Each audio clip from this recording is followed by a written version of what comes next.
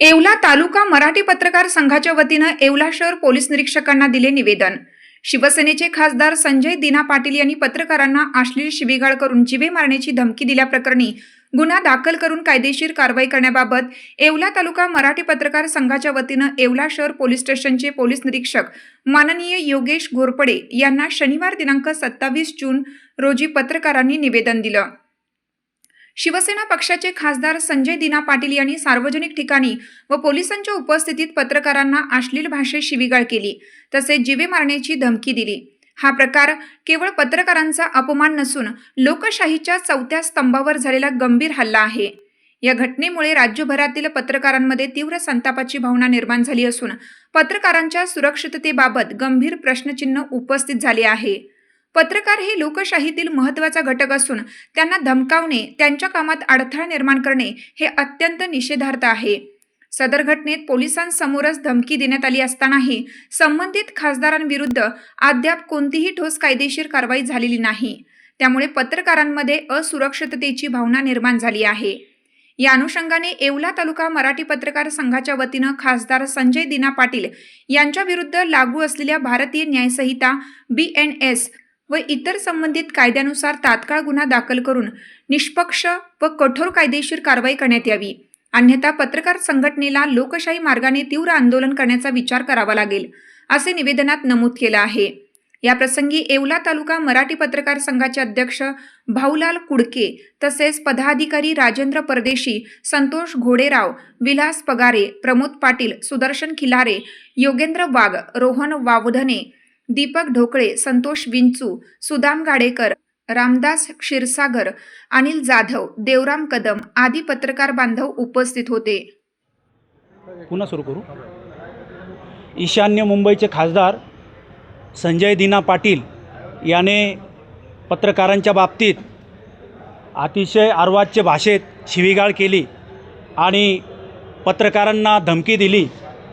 या वर्तनाबद्दल येवला तालुका मराठी पत्रकार संघातर्फे या बाबीचा, या गोष्टीचा निषेध करण्यासाठी येवला तालुका पोलीस स्टेशनचे PI शहर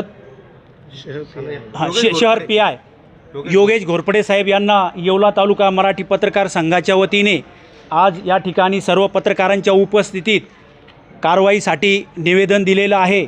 आणि या कारवाईमध्ये सर्व पत्रकारांच्या वतीने अशी मागणी करण्यात आलेली आहे की या मगरूर संजय दिना पाटील याच्यावर कारवाई करण्यात यावी आणि गुन्हा नोंद करण्यात यावी, अशी मागणी या ठिकाणी येवला तालुका मराठी पत्रकार संघातर्फे करण्यात आलेली आहे। महाराष्ट्रामध्ये पत्रकार संरक्षण कायद्याची अंमलबजावणी सुरू झाली पाहिजे, कायदा संमत आहे। मुंबईचे खासदार संजय दिना पाटील यानं पत्रकारांना अतिशय खालच्या भाषेत बोलून पत्रकार बांधवांचा अपमान तर केलाच आहे, मात्र जीवे मारण्याची देखील धमकी दिली आहे। याचे पडसाद सर्व राज्यभर उमटत आहे। विविध संघटना असतील, पत्रकार संघटना या ठिकठिकाणी निवेदन देत आहे।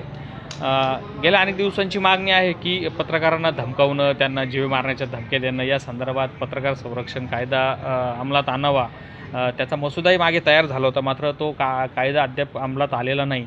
पत्रकार संरक्षण कायदा अंमलात आणून माननीय मुख्यमंत्री देवेंद्र फडणवीस साहेब यांनी जे पत्रकारांना धमकावणारे असतील, मग संजय दिना पाटील सारखे मगरूर खासदार असतील किंवा गल्लीबोळातले टपोरे असतील, यांना देखील या पत्रकार संरक्षण कायद्याचा धाक बसला पाहिजे।